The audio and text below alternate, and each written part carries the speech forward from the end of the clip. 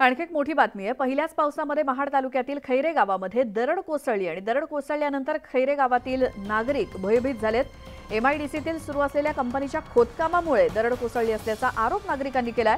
त्यामुळे आता यावरती प्रशासन काय दखल घेतं याकडे सर्वांचं लक्ष लागलंय।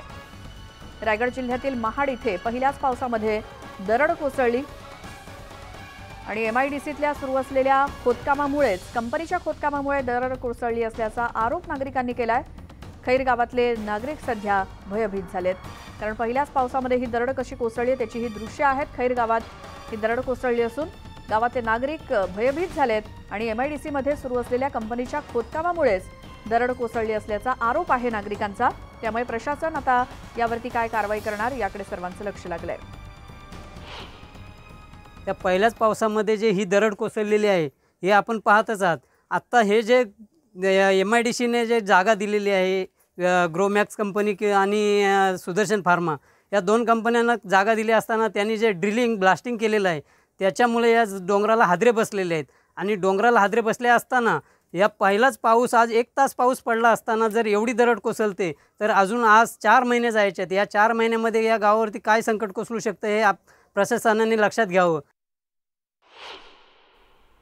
अधिक माहितीसाठी जाऊयात। आमचे प्रतिनिधी प्रमोद पाटील आपल्यासोबत फोन लाईन वरती आहेत। प्रमोद, नेमकं काय सत्य आहे?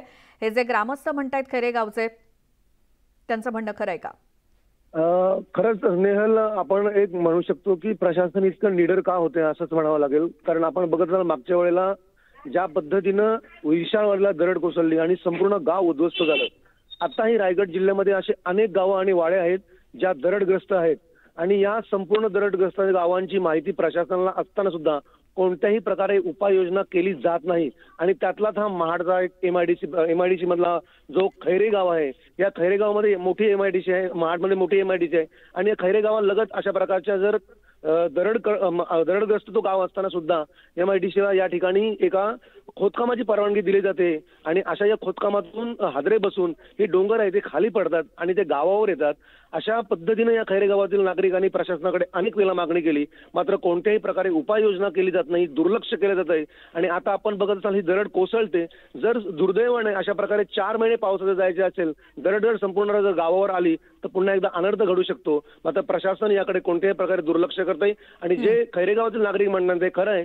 जर अशा प्रकारे जर दरड पडली तर पुढे अनर्थ घडू शकतो। त्यामुळे प्रशासनावर याच्यावर गंभीर दखल घेणं अत्यंत आवश्यक आहे। बिलकुल प्रमोद, धन्यवाद या माहितीसाठी।